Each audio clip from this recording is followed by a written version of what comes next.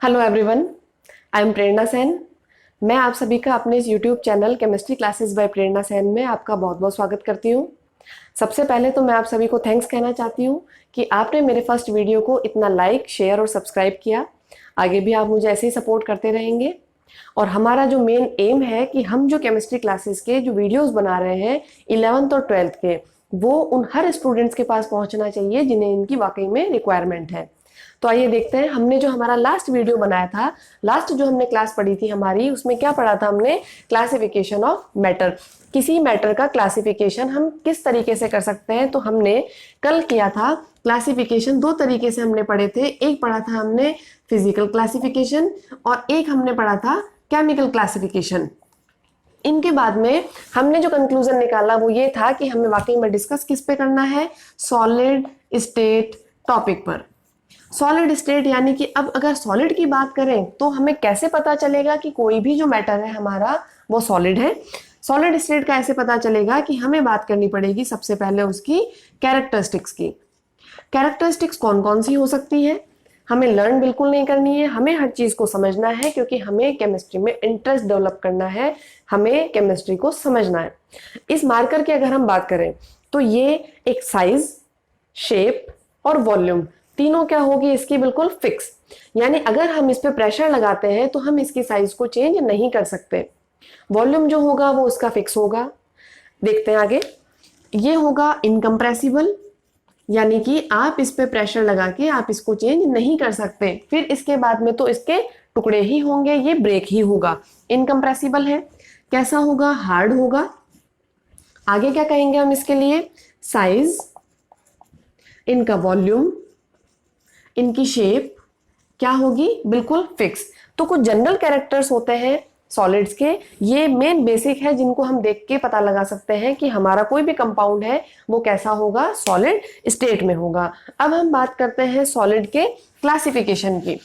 Classification ये हमने पढ़ा था पहले मैटर का क्लासिफिकेशन, जिसमें मैटर के क्लासिफिकेशन में फिजिकल क्लासिफिकेशन में आ रहे थे तीन।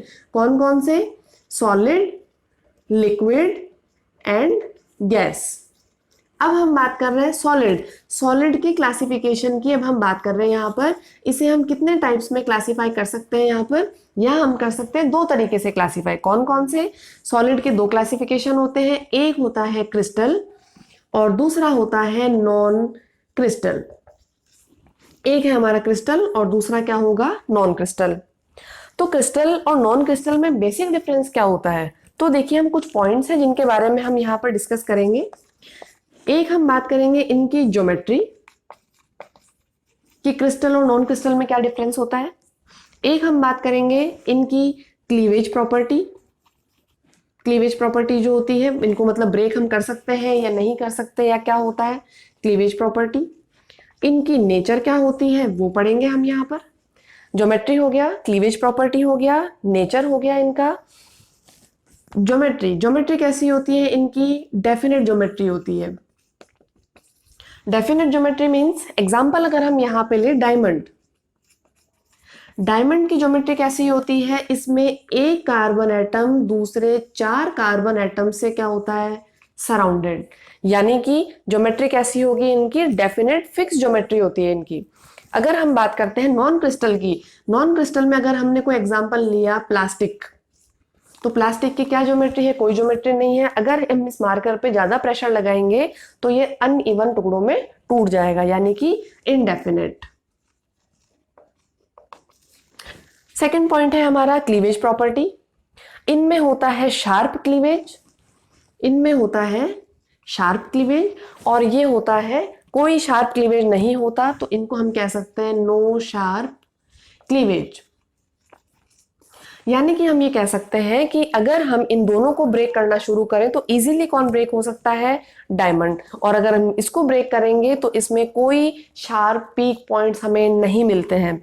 फिर बात करते हैं हम नेचर। नेचर क्या है? ये नेचर में होते हैं रियल और ये नेचर में होते हैं स्यूडो। स्यूडो का मीनिंग क्या होता है? स्यूडो का मीनिंग होता है आभासी। इन्हें हम बोलते हैं आभासी ठोस, यानी कि स्यूडो सॉलिड्स। ऐसा क्यों? ऐसा इसलिए, एक एग्जांपल मैं आपको बताती हूँ। जैसा कई बार आपने देखा होगा कि जो पुराने घर होते हैं बने हुए, उन घरों में जो खिड़कियों में शीशे लगे होते हैं वो शीशे अक्सर धुंधले दिखाई देते हैं हमें। धुंधले क्यों दिखाई देते हैं? क्योंकि हमने अभी अभी पढ़ा स्यूडो सॉलिड, इन्हें हम फ्लूइड्स भी कहते हैं। फ्लूइड्स यानी कि जिनमें बहने की क्षमता होती है, फ्लो होने की टेंडेंसी होती है। अब फ्लो होने की टेंडेंसी है, खिड़कियों में जो शीशे लगे हुए होंगे वो क्या होते हैं, ऊपर से नीचे की ओर बहने की टेंडेंसी होती है। अब अगर शीशे के पार्टिकल्स ऊपर से बहते हुए नीचे आ जाते हैं तो नीचे का शीशा मोटा हो जाएगा और ऊपर का शीशा क्या होगा, पतला हो जाएगा। तो जहां शीशा मोटा होगा वहां से धुंधला होना शुरू हो जाएगा। अब कहीं से मोटा कहीं से पतला होगा तो ऑटोमेटिकली जब टेम्परेचर गेन करेगा वो, तो उसके टुकड़े हो जाएंगे। और हमें क्या लगता है कि पुराना घर है, पुरानी बिल्डिंग है, तो उसमें क्या होगा, कोई भूत प्रेत हो सकता है। ऐसा कुछ नहीं होता। होता क्या है उसमें, वो स्यूडो सॉलिड्स होते हैं। सॉलिड की फॉर्म तो है उनकी, बट वो कैसी है, स्यूडो। दिखने में ठोस है पर है क्या वो वाकई में, फ्लूइड्स हैं, उनमें अंदर ही अंदर बहने की प्रवृत्ति होती है। तो उसका क्या हो गया, स्यूडो सॉलिड। ठीक है। तो हम ये कुछ पॉइंट्स हैं हमारे क्रिस्टल और नॉन क्रिस्टल के, इन बेसिस के ऊपर ज्योमेट्री पढ़ ली हमने। क्लीवेज प्रॉपर्टी हो गई, नेचर हो गई हमारी कैसी होती है। एक जो क्रिस्टल्स होते हैं वो कैसे होते हैं, एनआइसोट्रॉपिक, एनआइसोट्रॉपिक, और ये होते हैं हमारे आइसोट्रॉपिक। एनाइसोट्रॉपिक और आइसोट्रॉपिक में क्या डिफरेंस होता है? एनाइसोट्रॉपिक का मतलब होता है कि अगर हम किसी क्रिस्टल की बात करें तो उस क्रिस्टल में जो पार्टिकल्स होते हैं, या मैं कह दूं कि जो क्रिस्टल होता है वो अलग अलग डायरेक्शंस में उनकी फिजिकल प्रॉपर्टीज क्या होती है, अलग अलग। एक डायग्राम से हम समझते हैं कि हमने इस तरीके का कोई डायग्राम लिया, यहाँ पर क्रिस्टल की एक स्ट्रक्चर बनाई है, वो ड्रॉ करी। अब अगर हम बात करते हैं इस डायरेक्शन में, डिफरेंट डायरेक्शन में प्रॉपर्टीज क्या हो गई, डिफरेंट डिफरेंट, उन्हें हम क्या बोलते हैं, एनाइसोट्रॉपिक। जबकि आइसोट्रॉपिक में ऐसा कोई अरेंजमेंट नहीं होता, इसीलिए कहा जाता है क्रिस्टल्स जो होते हैं उनमें जो फिजिकल प्रॉपर्टीज होती है वो डिफरेंट डायरेक्शंस में क्या होती है, डिफरेंट डिफरेंट। तो हमने सॉलिड के दो क्लासिफिकेशन पढ़े, एक है क्रिस्टल और एक है नॉन क्रिस्टल। नॉन क्रिस्टल के कुछ हमने पॉइंट्स यहाँ पढ़े। आगे हम डिस्कस करते हैं इनके दूसरे क्लासिफिकेशन पे। वो क्लासिफिकेशन का बेसिस क्या है, यहाँ पर फोर्स के बेसिस पे। किन्हीं भी सॉलिड्स के अंदर अगर कोई फोर्स प्रेजेंट है तो उस फोर्स के बेसिस पे क्लासिफिकेशन क्या हो सकता है, उस पर डिस्कस करते हैं हम। तो देखिए, on the basis of force इनको क्लासिफाई किया गया है, क्लासिफिकेशन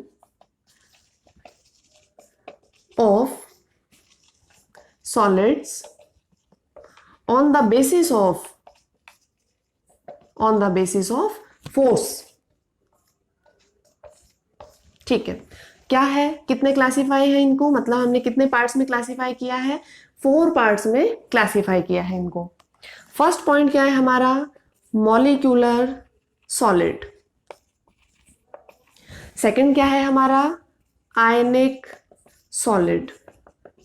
थर्ड है हमारा मेटेलिक सॉलिड। और फोर्थ पॉइंट है नेटवर्क, या हम कह दें कोवेलेंट सॉलिड। मॉलिक्यूलर सॉलिड, आयनिक सॉलिड, मेटेलिक सॉलिड, नेटवर्क या कोवेलेंट सॉलिड। अब बात करते हैं सबसे पहले मॉलिक्यूलर सॉलिड की। मॉलिक्यूलर सॉलिड जैसा कि इन चारों के नाम से ही हमें पता चल रहा है, फर्स्ट क्या है, मॉलिक्यूलर सॉलिड, मॉलिक्यूल्स प्रेजेंट होंगे इसमें। अब वो मॉलिक्यूल सेम भी हो सकते हैं, वो मॉलिक्यूल्स डिफरेंट भी हो सकते हैं। आयनिक सॉलिड, सॉलिड में क्या होंगे, आयंस प्रेजेंट होंगे जिनकी वजह से उसमें इलेक्ट्रिसिटी का कंडक्शन होगा। मेटेलिक सॉलिड, मेटेलिक सॉलिड में क्या होगा, मेटल होगा, और उस मेटल के अंदर कौन कौन से आयंस प्रेजेंट है उनके बेसिस पे हम डिस्कस करेंगे। नेटवर्क या कोवेलेंट सॉलिड, नेटवर्क या कोवेलेंट सॉलिड में क्या है, इनको बोलते हैं हम जायंट मॉलिक्यूल, यानी कि विशाल या वृहद अणु। इनमें आती है बड़ी बड़ी structures, for example diamond, graphite etcetera. Molecular solids को अगर हम और क्लासिफाई करें तो वो होता है पोलर, नॉन पोलर और hydrogen bonded. Polar, non polar and hydrogen bonded. अब बात करते हैं हम चारों की।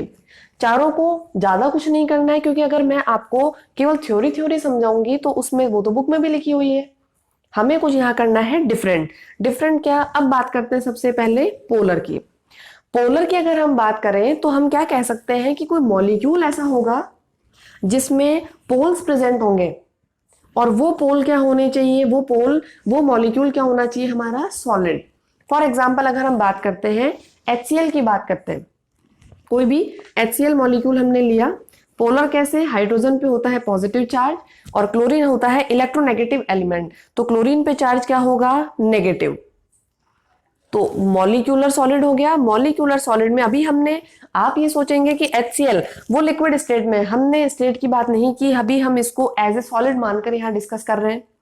सॉलिड्स SO2 की बात कर लीजिए, S डबल बॉन्ड O और इधर डबल बॉन्ड O। तो हम क्या बात कर रहे हैं, इसमें एक एटम पे पॉजिटिव चार्ज होगा, दूसरे एटम पे क्या होगा, नेगेटिव चार्ज होगा, और वो दोनों एटम डिफरेंट होंगे और इनके बीच में क्या होगा, अट्रैक्शन फोर्स प्रेजेंट होगा। आगे बात करते हैं non polar molecule. Non polar का मतलब क्या होगा, यानी कि दो चीज बोली जा रही है इसके अंदर, या तो वो एटम की फॉर्म में हो सकते हैं, और अगर वो मॉलिक्यूल है तो वो मॉलिक्यूल क्या होने चाहिए, सेम टू सेम।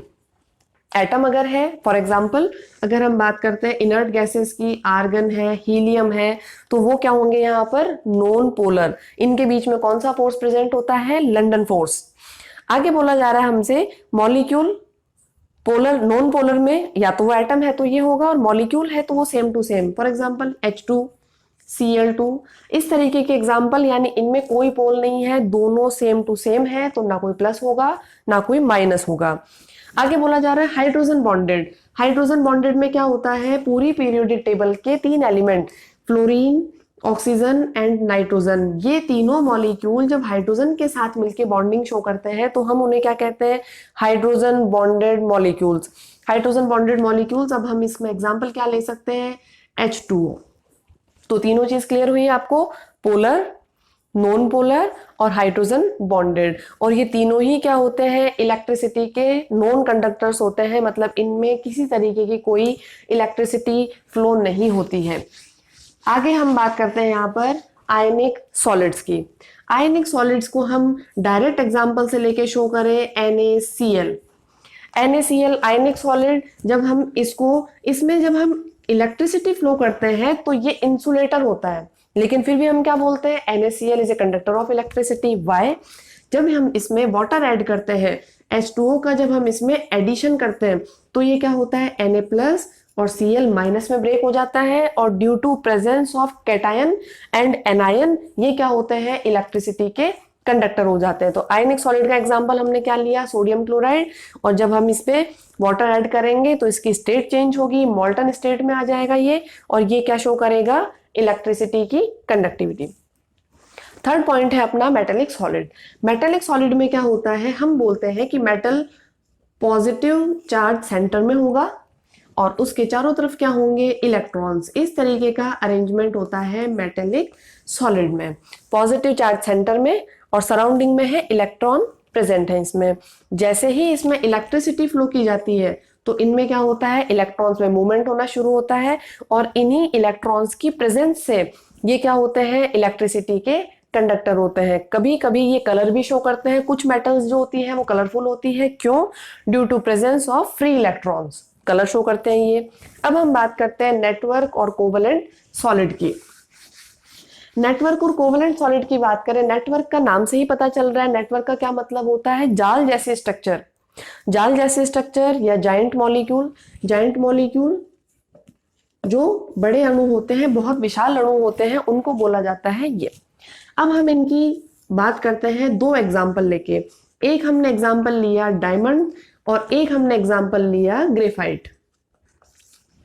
हमने तो ये पढ़ लिया था यहाँ पर, ये इंसुलेटर होते हैं इलेक्ट्रिसिटी के तीनों पार्ट, ये कंडक्टर होते हैं और ये भी कंडक्टर होते हैं। अब इनकी बात करते हैं कि इनकी नेचर कैसी होती है, डायमंड और ग्रेफाइट। डायमंड की अगर हम बात करें तो डायमंड में ये कहा जाता है कि each carbon atom surrounded by other 4 carbon atoms.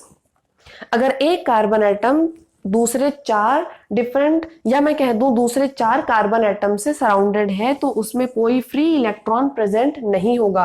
Carbon का एटॉमिक नंबर कितना होता है, 6, और उसका कॉन्फ़िगरेशन होता है 2,4, यानी आउटर शेल में कितने इलेक्ट्रॉन हो गए यहाँ पर, 4। अब आउटर शेल में अगर 4 इलेक्ट्रॉन प्रेजेंट है तो क्या होगा, कोई भी फ्री इलेक्ट्रॉन नहीं हुआ, दूसरे 4 एटम आके जुड़ गए, इसका मतलब ये भी क्या होता है इलेक्ट्रिसिटी के insulator. Diamond is insulator of electricity. Graphite की अगर हम बात करते हैं तो ग्रेफाइट की स्ट्रक्चर कैसी होती है, ग्रेफाइट की स्ट्रक्चर होती है layer like structure. Layer like structure में अगर हम बात करें सेंटर कार्बन की, तो इस सेंटर कार्बन से 1 2 3 सेंटर कार्बन से 3 कार्बन एटम और अटैच है। अगर हम बात करते हैं कि कार्बन का आउटर शेल में कितने इलेक्ट्रॉन्स होते हैं, 4। अगर 4 इलेक्ट्रॉन होते हैं यानी कि 4th इलेक्ट्रॉन फ्री स्टेट में रहेगा। अब वो जो 4th इलेक्ट्रॉन फ्री स्टेट में है वो इस लेयर में घूमता रहेगा। दूसरी लेयर होगी नीचे, उसमें उसका फ्री इलेक्ट्रॉन घूमता रहेगा और हर कार्बन का एक एक फ्री इलेक्ट्रॉन घूमता रहेगा। और हमने ये शुरू से छोटी क्लासेस से 8-9 क्लास से ये पढ़ा है कि इलेक्ट्रॉन्स की प्रेजेंस ही क्या शो करती है, किसी भी मैटर की या किसी भी सॉलिड की इलेक्ट्रिकल नेचर जो होती है वो कौन शो करते हैं, फ्री इलेक्ट्रॉन्स। ठीक है, तो आज हमने क्लासिफिकेशन क्या पढ़ लिया, फोर्स के बेसिस पे पढ़ लिया हमने कि वो मॉलिक्यूलर सॉलिड होंगे, आयनिक होंगे, मेटेलिक होंगे, नेटवर्क होंगे। मॉलिक्यूलर के 3 पार्ट पढ़े, आयनिक का एग्जांपल सोडियम क्लोराइड पढ़ा, मेटेलिक सॉलिड में कोई भी एग्जांपल आ जाएंगे, फॉर एग्जांपल जिंक हो गया, मैग्नीशियम हो गया, zinc sulphide, magnesium sulphide etcetera. Network solid में क्या होगा, नेटवर्क सॉलिड के अंदर हमने 2 एग्जांपल पढ़े, एक डायमंड पढ़ा जो इंसुलेटर होता है और ग्रेफाइट पढ़ा वो क्या होता है, कंडक्टर ऑफ इलेक्ट्रिसिटी। आगे हम अगले वीडियो में अगली क्लास में हम बात करेंगे यूनिट सेल पर और क्रिस्टल लैटिस पर। Thank you.